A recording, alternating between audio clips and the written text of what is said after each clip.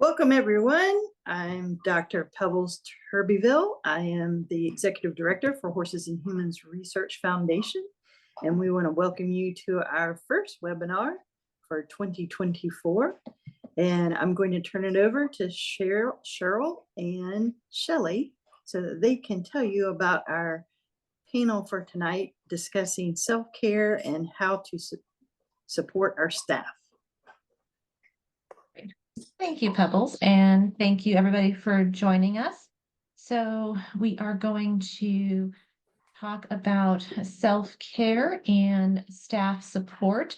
The slides and the presentation that we have were adapted from the PATH International Pre-Conference that was done in North Carolina back in October and had pretty good reviews. So we kind of took it a step further and created this webinar based on that initial presentation. And so I wanted to also kind of give a shout out and a little plug for Cheryl's book, which is Integrating Horses into Healing, that is available on the HHRF website as well. So if you decide tonight that Cheryl is an interesting and informative speaker, you can read more of her work as well. So I will be monitoring the chat and helping Cheryl out with this presentation, but I'm going to go ahead and turn it over to Cheryl to introduce herself and start the screen share.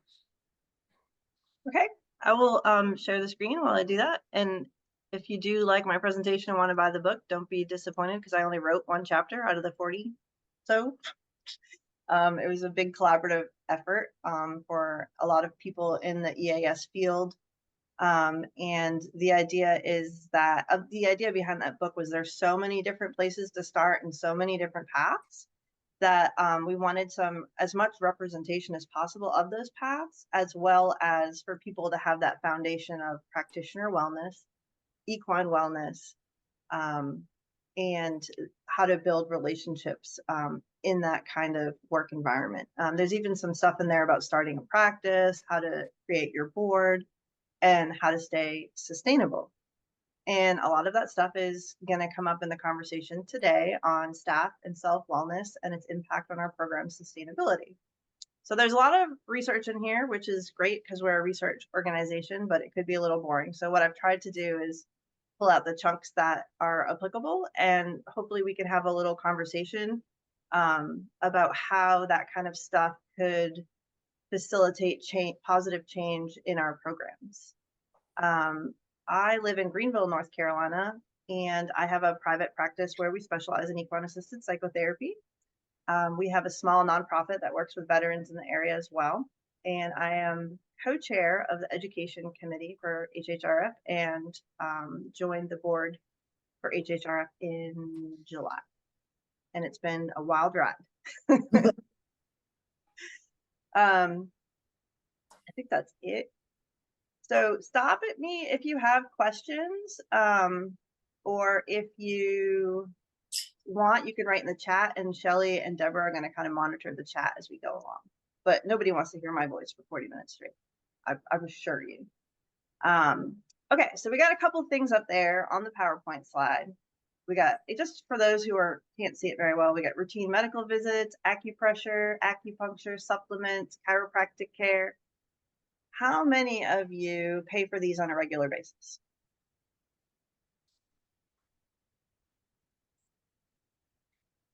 Okay, so a few hands. How many people pay for themselves on a regular basis, or are you talking about your horses? Both are important, but all of them are important. That's the whole point. It's not a but, it's an and. So if we have the money to do all these things with our equines, I hope that we are putting some time and effort into ourselves. And we're going to talk a little bit about how that leads to sustainability of our practice and our bottom line, as well as our ethical responsibility to those we work with. Super fun. So I personally, as a therapist, don't love the word self-care anymore. How many people feel it's a little overused? So we'll talk a little bit. Some people have given me really great suggestions of words we can use instead. I think sometimes the idea of self-care can be stressful in itself, right? Like, what are we saying when we say self-care? We're like, oh my God, another responsibility. That's how I feel. But basically, we're just saying, are you taking care of yourself? I love some of the phrases that people have shared with me, which is, are you managing your well-being? Mm. And are you looking at whole person care? So I throw these around sometimes, but I do slip out with the self-care too sometimes, because that's what happens. And it can look like a whole lot of different things. So self-care doesn't have to be going to yoga and taking hot baths. It's setting boundaries, taking a step back from some responsibilities you don't need to have, putting yourself first occasionally, spending time with your animals, that when you're not working, things like that. So I want to do a little exercise. Some of you are, in a place in your careers where you're doing the same thing you've been doing for years and you love it. And other people are in stages of growth and change. I feel like most of the time there's at least some growth and change going on. So I want to look a little bit at relationships and how they impact us on a regular basis, and then talk a little about how that impacts us as we grow. So let's do a little bit of math. I hate math, but my dad was a math teacher. So, hey, Dad, here we go, doing some math. How many people do you interact with on a daily basis at your jobs? So think of a number. We're going to do some math, right? So make sure you're keeping track of these numbers. How many employees do you interact with regularly? Peers and coworkers? How many supervisees or supervisors or managers? Consultants? Volunteers? Participants? Clients? Family members of those? Okay, we're going to add up these numbers. And then we're going to add a few more. What about your personal life? On a regular basis, how many people do you come in contact with? And you know what? If you go through the Starbucks drive-thru every day and you talk to the same barista, you can count them. There's no rules here. How many people do you have regular contact with that expend some relationship energy? Anyone want to share their number?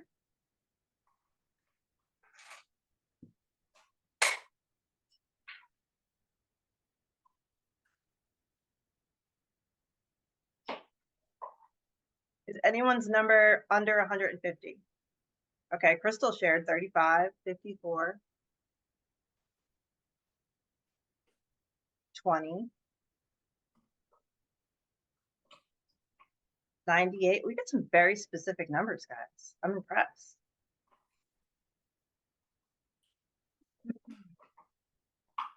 So I actually tried to find like a statistical number of like what is recommended in the amount of relationships in your life. The best I've ever come up with is Dunbar's number, and I don't really feel like that research is sufficient to talk about, but we're going to go with like under 150 is manageable for most people. That's the average I've found.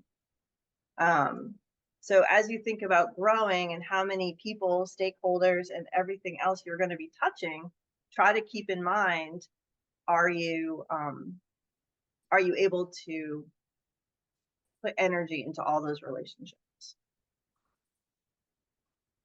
One more thing to this, I want you to think about that number, okay? And I kind of group relationships into 3 layers. We have our inner circle, the people that support us just as much as we support them.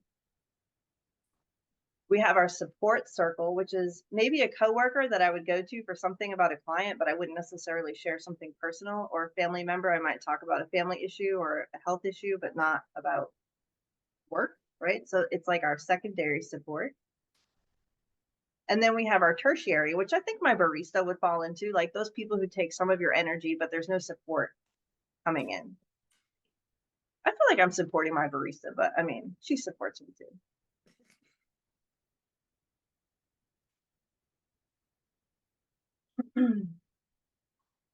And so if you look at your numbers, and you can go back and do this with the recording if I'm not giving you enough time. I just want to make sure we're getting through stuff. How many people find they have the most amount of people in the inner circle? Let me change my light. Pebbles, I saw you put your hand up. And then how many of us have the most amount of people in our support? Okay, Kathy, I saw yours. Shellie. And then what about tertiary?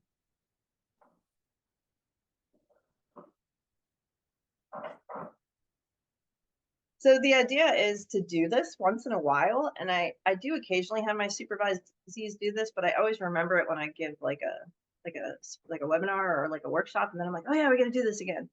But if you have a lot of people in your tertiary and support, and not a lot, and I don't know what a lot is quantified to you, you can decide. If you don't have a lot in your inner, we call that relational overload.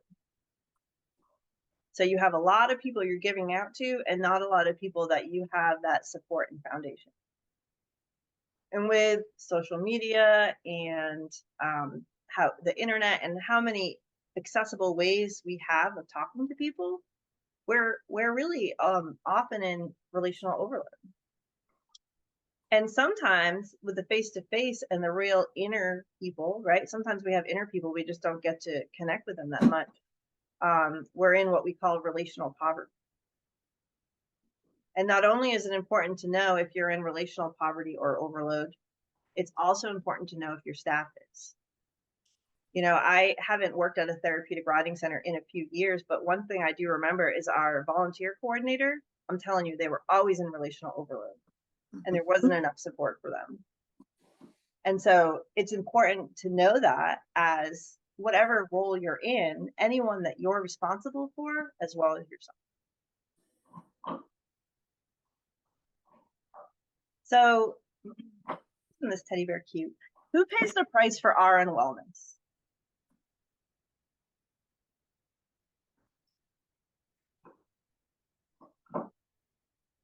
Does anyone have a convincing argument that our wellness doesn't affect anyone else? Good.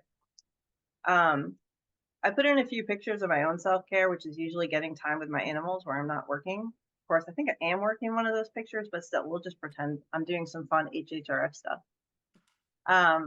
What are some barriers that you guys have to self-care?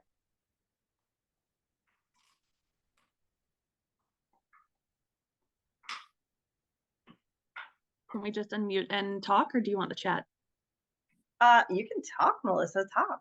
Great. Well, a lot of the barriers that I face with my staff are just lack of time, where they're burnt out. A lot of my staff are parents. For context, I work in an early education program with autistic kids.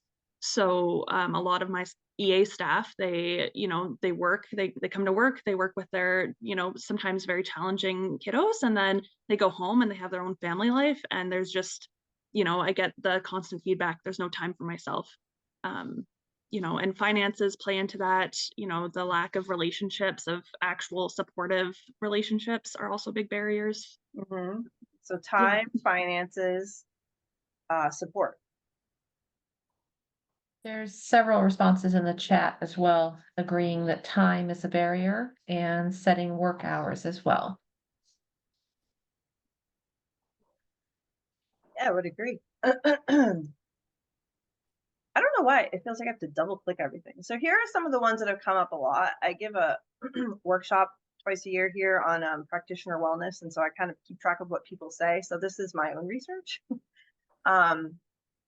But some barriers to self-care are like, how many of us are in a leadership position in some aspect of our life? And how many of us in a leadership position aren't accountable to anyone? Like, as an owner of a private practice, I don't have anyone asking me if I'm doing my responsibilities, because if I'm not, everyone else is going to fall apart. And so that lack of accountability sometimes is what is a big barrier. This is something Melissa had mentioned, too many responsibilities. Sometimes it's the drive to overachieve. That one I've heard a few times. COVID and social anxiety. Being a caretaker. Sometimes weak boundary setting. And having trouble saying no, even when you know you're overloaded. I don't know anyone who does that. And not reading Brene Brown, which is a joke. but not really. How many people feel like this person sometimes? Hopefully not right now in this moment. So these are my levels of burnout. Number 1. Number 2. Anyone at number 2? There's number 3. We don't want to be there, but it is my favorite picture. So, you know, we're going to talk a little bit about burnout. It's another one of those words I feel like is starting to get overused. But at the same time, I think like it's starting to be understood in the medical field more. And so I think it's important to keep that in our repertoire when we're talking to people. I'm not going to go through the signs of burnout. Anyone can Google that, but we're going to talk a little bit about what the research says. So as usual, I went down very many black holes of research. I don't know if anyone else gets sucked down in these black holes and you forget everything else that exists. So I tried to like keep it light, keep a few. I want someone to guess how many articles I found on self-care and wellness and therapeutic riding services.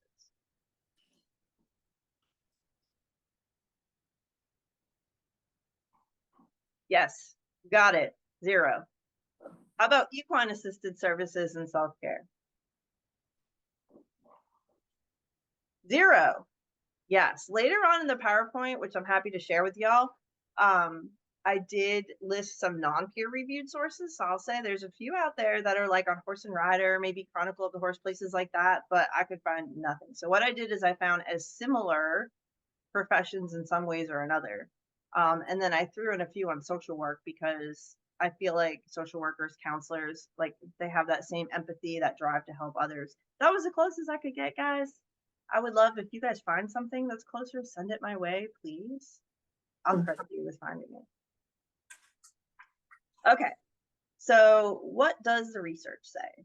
This is the first one I looked at. So our population was emergency medicine, which is like EMTs, nurse practitioners, and physician assistants.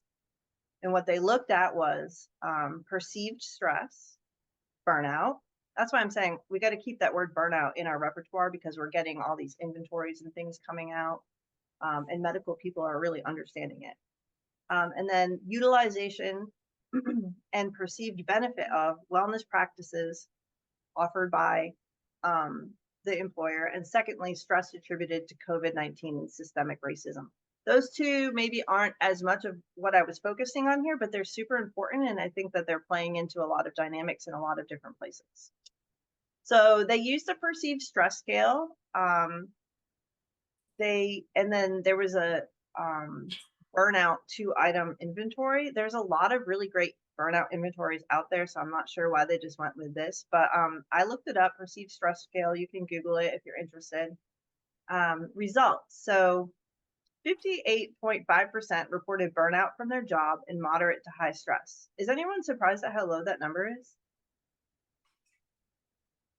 I mean, I was kind of surprised.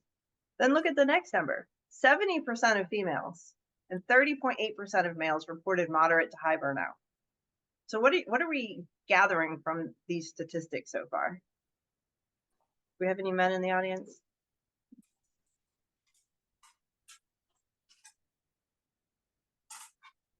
So it kind of sounds like maybe women just like admit it more or understand it more, right? And men might be reticent to admit it or even know what the signs are. Maybe not so much in our fields, but in general. Deborah gave Deborah gave a good response in the chat, said maybe more females in healthcare. That is another great reason too, right? And I think like, especially with NPs, I don't know about EMTs or PAs, but I would say definitely with NPs. Another one that I just thought was really interesting to share in their results, 70% of Black respondents reported concerns about experiencing racism at work, and 58.8% reported higher levels of stress attributed to racism. I don't know. Cheryl, we had go ahead. 2 other really good thoughts come through in the chat. Crystal shared that men, although she does not want to stereotype, may be better at setting boundaries. Ooh, what a good point.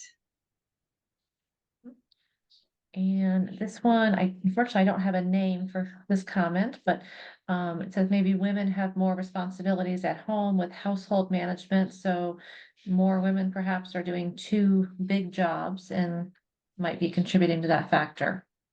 You know what? This sounds like a great research study. And a lot of smart people in our audience. Okay. I put all the, I don't know why the little blippy thing on the bottom that has the citation is gone. But I put all the citations on a reference page if you guys want it. This one was from the Advanced Emergency Nursing Journal. Okay, so I try to separate this stuff like in my head so I understand what I'm reading, and I can then use this information into what did I learn and what can I do with it. And so I did a couple of these examples for you guys because I think sometimes we don't know how to share what we know with the people we need to share it with. I might not know how to share my information I find out about self-care with my barn worker or my barn manager or my client or my client's mom.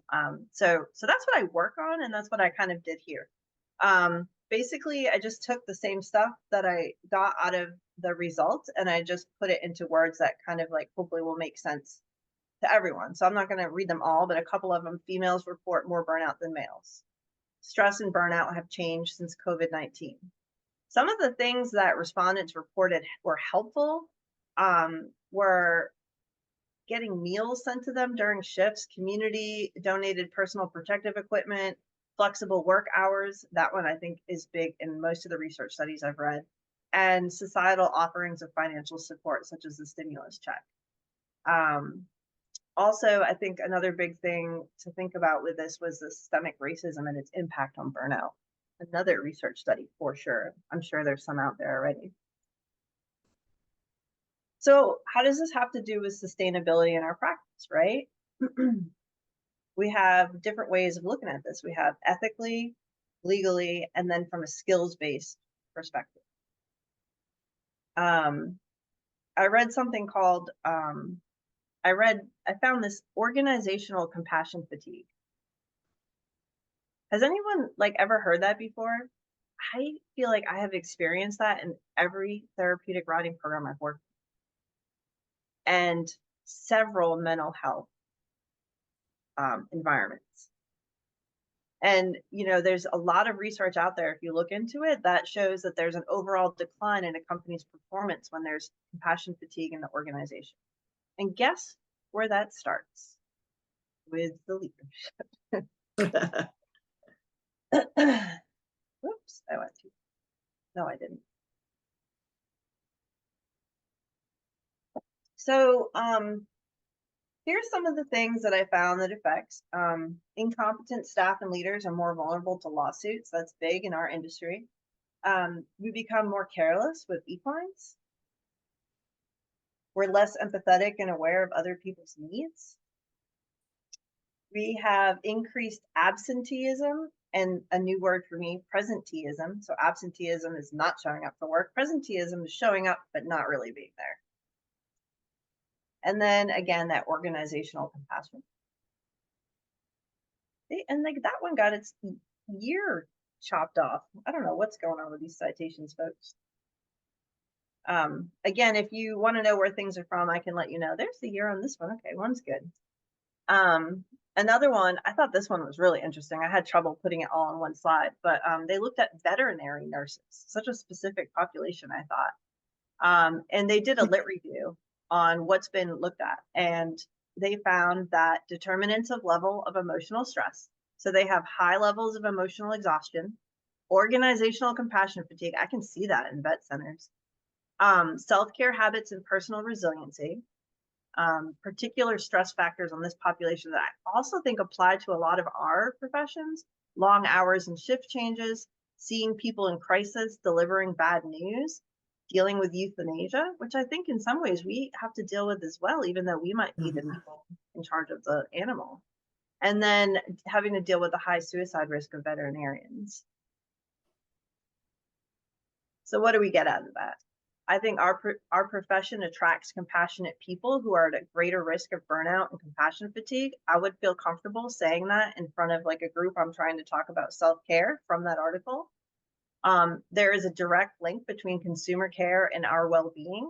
And then I put in equine care that I didn't exactly get from this article, but I'm extrapolating. Knowing the signs of burnout and compassion fatigue are integral to preventing and caring for these issues. And cool, here's a place where we might be able to get money to do this with our staff. Resilience and self-care are directly linked to less burnout and compassion fatigue. And so again, something I'd never heard of before, they talked about the job demand resource model.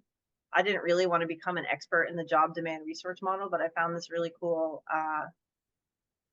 picture of what it means. And they talked about how this has been applied at a veterinary clinic in New Zealand. And they have found that through engagement, talking about burnout and having prevention, they've had much better outcomes in resiliency and less burnout. So if you're interested, what's the name of it again? The job demand resource model. That is interesting. So then what can we do with all that? I think that the biggest takeaway that I have that we can utilize from this one is burnout and compassion fatigue training is necessary for self and staff. One of my favorite things to do with my students, I teach students in field experience for counseling, and I get to stay with them through all of field experience. So the first week we take the self-compassion quiz, you know, like Kristen Neff's work. It's really easy to find. It's free online. And then at the end of the 36 weeks I'm with them, we take it again and we talk about what's changed and what hasn't and what helped. And it has made, I've been doing that for like a year and a half now. It has made such a huge difference on their ability to understand what actually helps them and what is just like work self-care. Like it just is more work than it's worth. So some ideas are, how do you open communication channels where you work? Does a little box that you put a note in help?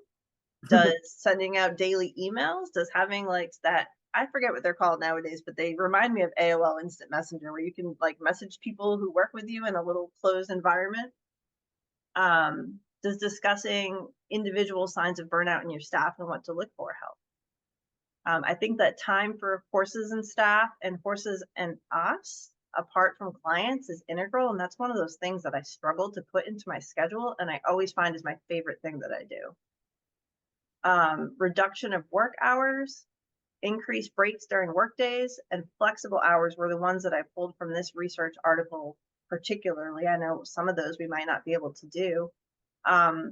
Another thing I loved was resilience building paid days. So they get paid days off to do resilience training in that job demand model. And another thing was to acknowledge completion of that and other tasks. So it was acknowledgement of things that you're doing. Does anyone feel like they work somewhere where that people do a great job with this?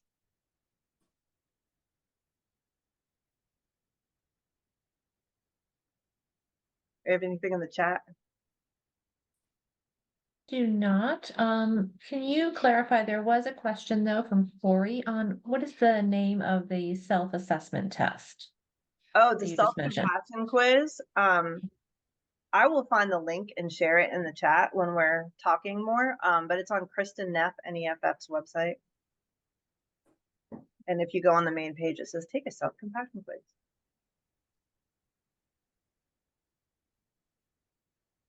Okay.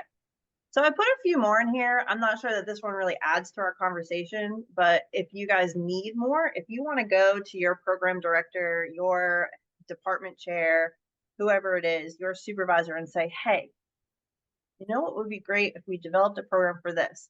Please share any of my PowerPoint slides that might be helpful. And what I did is I've just pulled some things again out of the article so other people don't have to read them, but they're all in here. You can start a lit review and you can show it to someone. And I think that's one of the great things about research, right? So these are a few other articles that I found. This one was really interesting. Self-care and professional quality of life. They used a lot of their own measures, which I thought was really interesting. And you can see them all in the article. I included a couple of their graphs if you're interested. Self-care practices among masters in social work practitioners. Mhm. So you can see that the statistics here on the side, but the most reported was physical self-care, so going to the gym, things like that, followed by professional, emotional, and psychological. So they were asked, they put them in domains, and those were the domains. So the spiritual one was the lowest. What else was really interesting? It was least practice. The least practice activities were journaling, yoga, stress management training, and negotiating needs professionally. I thought that was really interesting. I really want to dive into that and why those are the lowest. So anyway, all that's in here. My citation is on here as well, thank God. Here's another one, self-care perceptions and what came out. And they ask questions like, I value self-care. Self-care is effective in alleviating job-related stress. And I thought it was interesting because one of their self-made assessments, one of the questions on it was, I am happy. And I wish I had put that graph up here, but the number was so low, so low. I don't know what that means. So anyway, this is what I do know that I learned. Common practices for self-care are physical care, laughter, and family time. Less common were journaling, yoga, and negotiating personal needs. If you look at the 5 domains they measured, the most frequent one that they felt they addressed was physical, and then professional, then emotional, then psychological, and then spiritual. Spiritual is a funny one too, like in our field. I feel like many people in our field have a spiritual nature to what they do and talk about that and stuff. And so I wonder in our field if that would be higher up than it is in this one. I'm just curious. Perceptions that they found, positive views on self-care overall. Programs and employers were seen as less supportive than they wanted. Barriers were moderate disagreement on barriers, highlighting areas for improvement. So those things they found people couldn't agree on what they wanted to do. So how do we translate that? How would you apply some of this stuff that we just talked about to your organizations? Like, what, or how have you if you've already done it?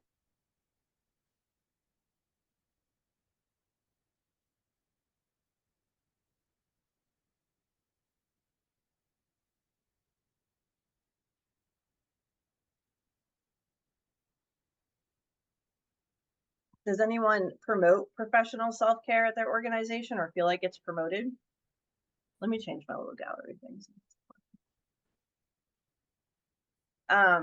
Things like encouraging regular breaks during the workday, discussions with colleagues, and setting limits with clients, to provide resources on effective self-care practices, to foster an environment that values and supports self-care, like we talked about before, acknowledging when people do it, maybe paid days off for resiliency trainings, setting up your schedule so that you and your budget so that you have time to do those things for yourself. How can all this help us get funding? I think that's another one we can look at too.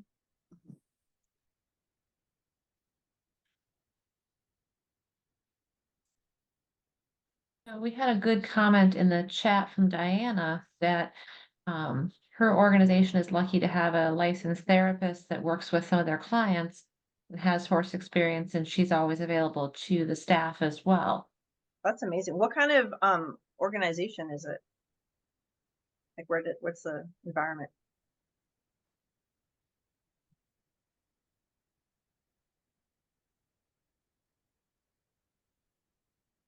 We'll stay tuned for that.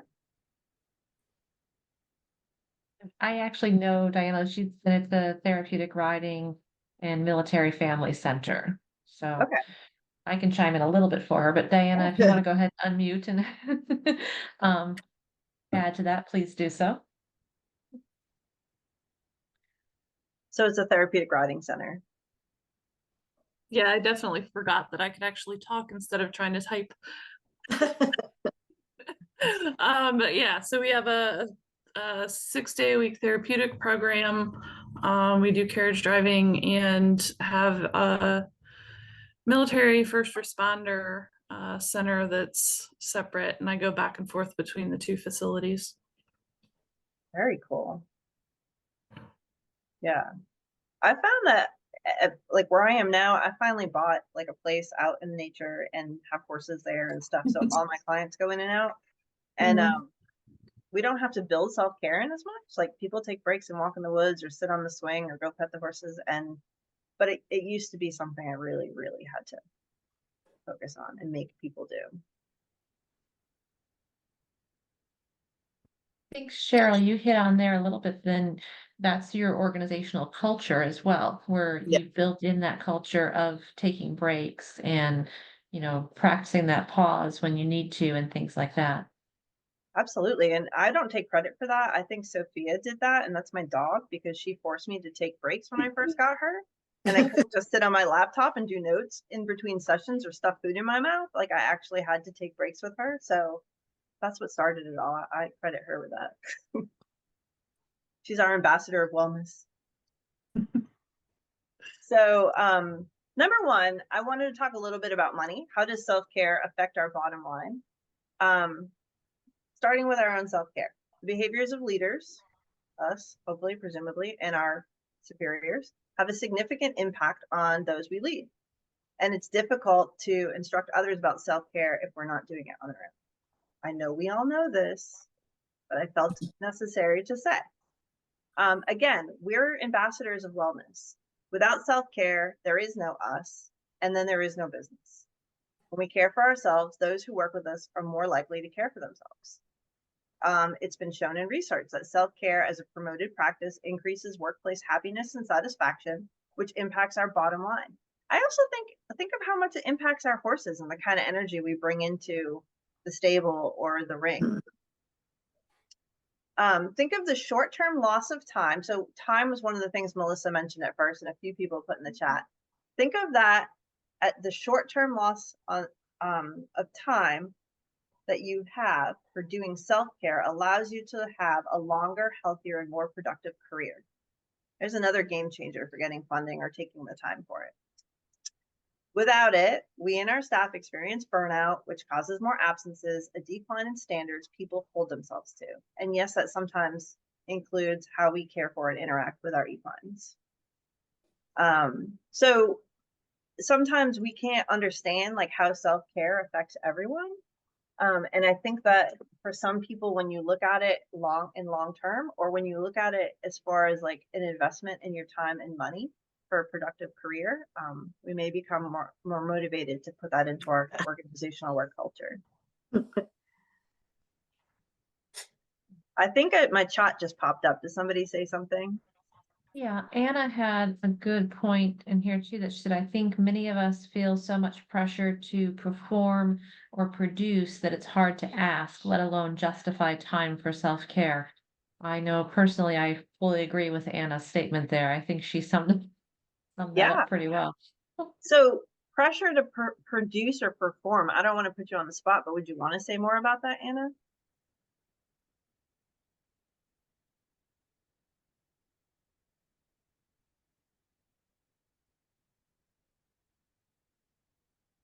I think that's a fascinating one to pick.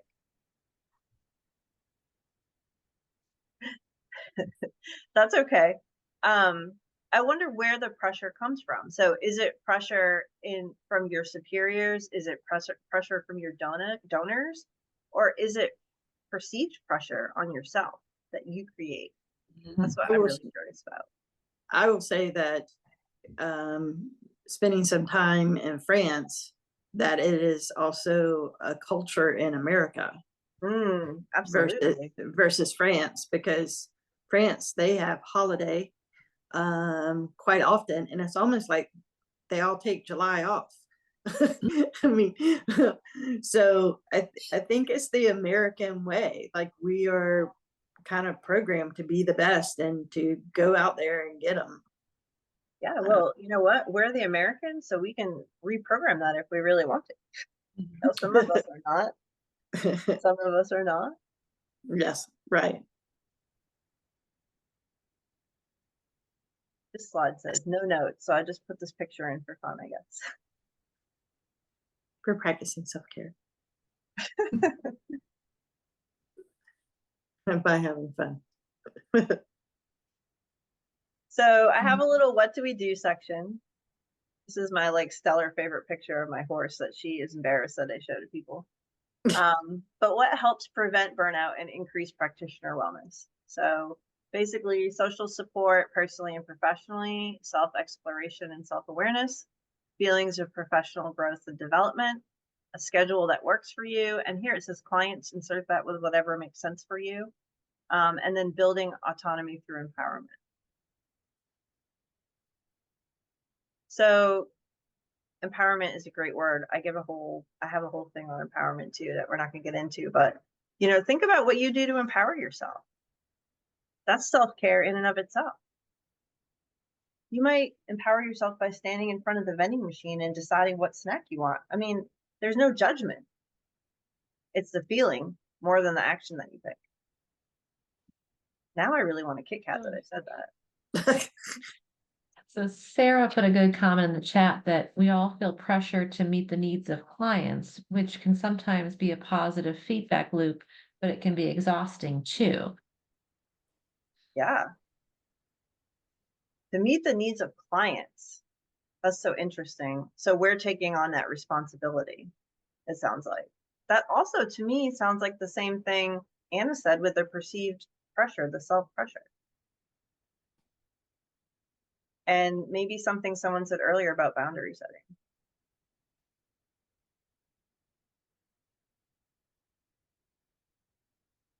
So I have a few suggestions in here, but I really wanted to hear what you guys have to say, but I felt like it was silly to do this whole presentation and not put suggestions in. So I have a whole bunch of them. Personal strategies, these, nothing spectacular here. No fairy dust added, but, eat healthy, use your time off, maintain a personal support system, build memories of joyful stories and don't just talk about stressors. I like the one of having a personal toolkit to like help de-stress in your car or at your desk. These were my favorites, so I pulled them out. Check in with yourself. How are you feeling? Schedule check-ins to evaluate your boundaries. Hello, I think I need to start doing that. Spend time with your own horses and animals and families, whatever's most important there. And then look at the people you spend the most time with and decide if they contribute to your well-being. I think that one's a key that we might overlook sometimes. A couple of professional strategies for those that have people that you are sort of in charge of. Some of them are the same. And there's a reason that they're the same, because we need to be doing what we want them to be doing, right? In order to promote what we should be doing. I pulled a few out though. Promoting professional self-care.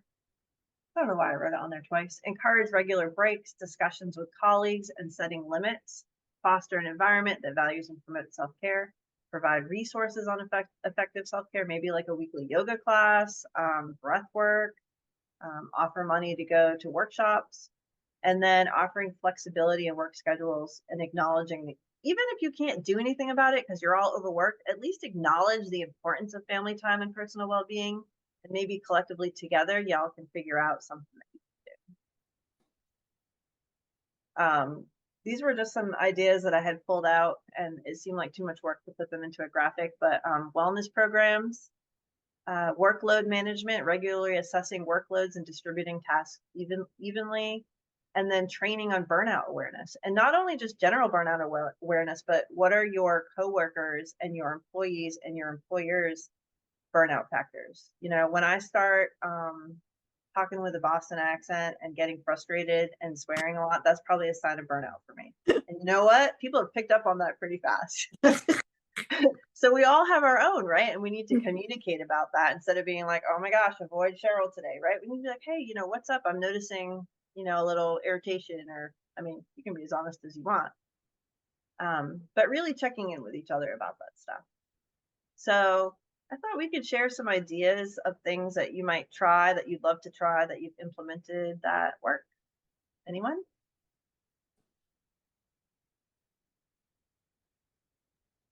I'll start off because I'll say that I have a love-hate relationship with yoga, because It's good for me because I'm not flexible. And so I need to do it and it makes me feel better. But it is frustrating because you look at yoga and you think, oh, it's really should be easy, but it's not. And that frustrates me. That's my love-hate relationship. So I've started with the Apple Fitness. They have the videos. So it's 10 minutes. They have like 10-minute videos, clips. So I just do 10 minutes and that's all you just bear with yourself and get through 10 minutes. And so that's my new wellness thing for January. It's just a little. Little steps are the most important. Oh, we lost our host. Hopefully she comes back. Anyone else want to share? So something that it's kind of a brainchild of mine currently. I'm training to be an equine facilitated wellness practitioner, and hopefully eventually get my master's in counseling. So something that I really want to try as a pilot program or pilot project within my work, that works with horses to boost employee wellness, and help teach them resilience and how to ground themselves properly, how to, really build their interpersonal supports so that they can be better prepared to work with our kiddos. That's Because amazing. that's, we've seen such a high turnover rate this year with staff, like absolutely bananas. And we're just like, well, what's missing? Well, the pay, that's the big thing, but also our staff who come in, they're completely unprepared. They don't know how to work with kids or even play with kids. They, a lot of adults have kind of lost that play factor. So like, oh, well, horses are a great solution. So, and just anything in nature, right? So anyway, that's what I'm going to be working towards hopefully in the future. That is so cool. We're getting the opportunity this spring. I'm so excited to work. One of my friends is a faculty for the undergrad nursing program here in town. And so she teaches like the mental health wellness portion of their cohort advancement. I don't know how all that goes. Anyway, they're going to come out and do a 6-week session with the horses, 2 hours each session. And it's all based on like resiliency training. So That's like so your thing, cool. yeah, it made me think of that. Like, I think this is, somewhere there's a lot of money out there for resiliency training, like funding. Like, I don't know Yeah, how and I many of just you are learned that term. So nurses. thank you for that, because I'm gonna go research that after this. Yeah, I'm gonna hyper I- focus. ANA has a specific grant they're going to give out every year for resilience training for nurses. And so I'm That's thinking, awesome. yeah, I'm thinking this is a trend and that we got to stick with that word. That's like the hype word. Much better than self-care, That's right. We're replacing that. Just kidding. So Anna put a good comment in the chat that she has set an alarm on her phone that goes off every 3 hours. It just says melt and helps her release tension that she didn't know she was holding and breathe. Love that. That's such a good word. We can chat more in a minute. I just want to add one thing. So for conclusions, is self-care isn't enough. And again, we have to replace that with what we're really looking at, which is managing our well-being and managing the well-being of others. So if anyone asks you why, these are all of the reasons. I put a link on the bottom of this that I happened to find when I was looking, not a peer-reviewed article, but still great, about what horses have taught somebody about well-being and caring for yourself and self-care. And I thought it was great. It's a good read.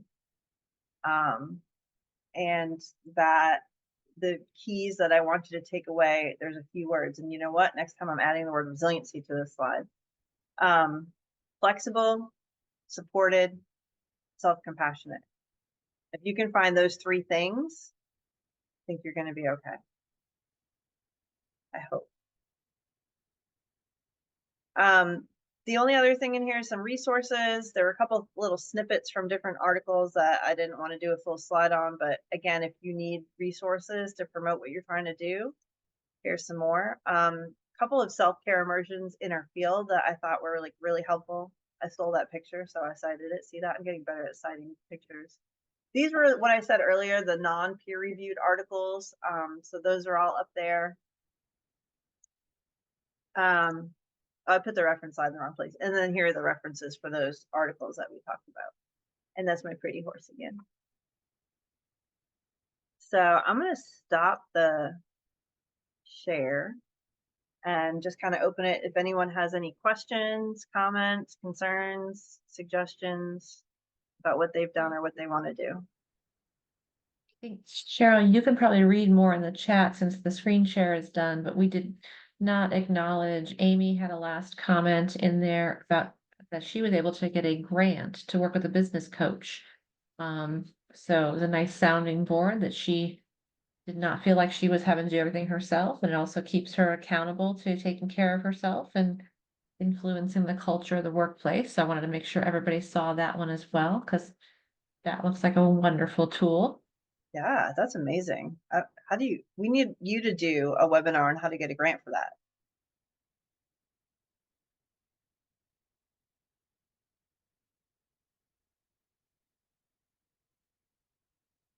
Anyone else have cool stuff that's happened? I have one thing I could share. Yeah.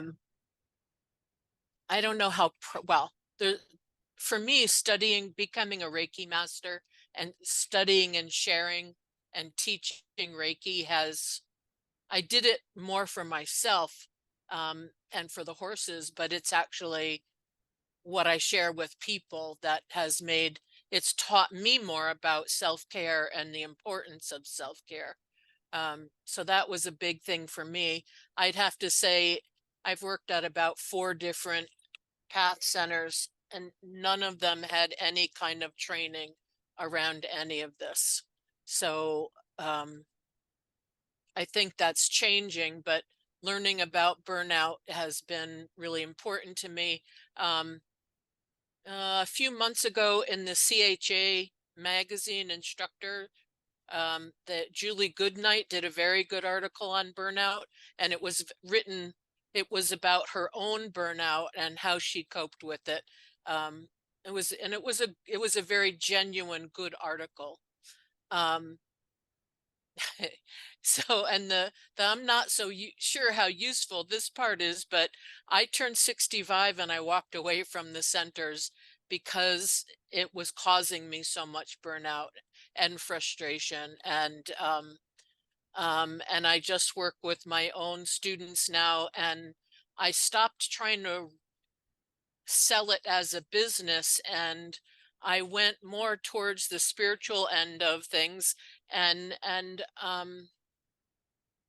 people pay me what they feel like gifting me, right? So I went towards reciprocity and sharing, and it's made it took the pressure off my life and made a huge difference in my ability to find joy and to do the work that speaks to me, not just having a job. And I know it's necessary to have a job, and I couldn't do this prior to turning 65, but that's the biggest change I've made in my life that had the biggest the most profound result, that and the Reiki. Thank you for sharing that. It reminds me of the saying, like, you got to do what you got to do so that you can do what you want to do.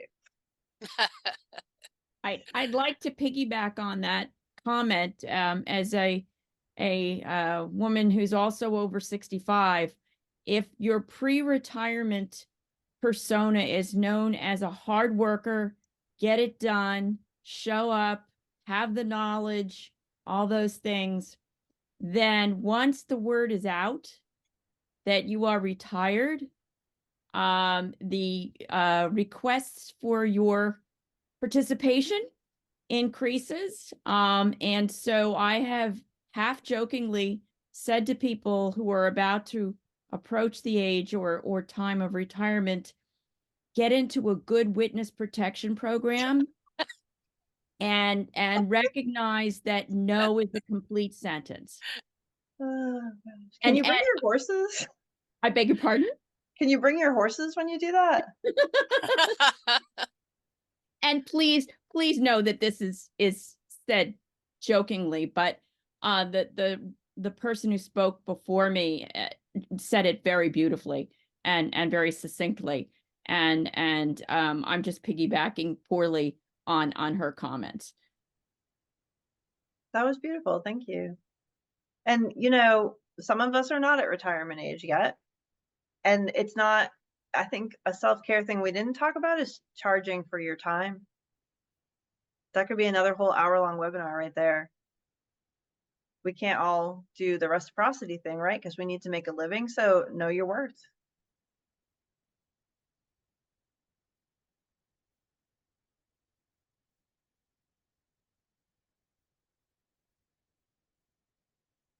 $7.59. Anyone else? Pebbles may have been trying to wrap us up, but she was still on mute, so.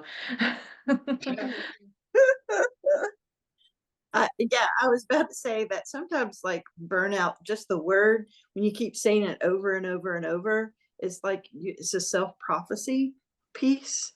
And I think for a leader, it's the leader needs to be aware of their staff. And instead of saying, okay, to avoid burnout, we're going to be doing this, just do something that's going to be healthy for your staff. And with that said, though, because you're the leader, you need to take care of yourself, because no one's going to be taking care of you except for, and sometimes leadership is really lonely because you don't have anybody looking out for you unless your staff sees it. Like, you know, you have a Boston accent that comes out or something, and somebody needs to recognize it. But yeah, so I think there's a fine line of balance that for everybody too. But I think the leader also needs to make sure that they develop a culture that everyone keeps healthy. Just gonna say keep healthy. Yeah. Anyway, any other last words, Sherry or Cheryl? You're having trouble with those two names, I can tell. I know. I was like, We're not Cheryl. allowed to present together ever again, Shellie. I know. I was like getting tongue tied. I wanted to call you one name. Anything Well, else? thank you guys. That was a lot of fun for me. Everybody enjoyed themselves, and thank you for the comments and all the feedback during Cheryl's presentation. I think that helps to collaborate as well. Yes. Absolutely. Thank you. Thanks, everyone. Thank you.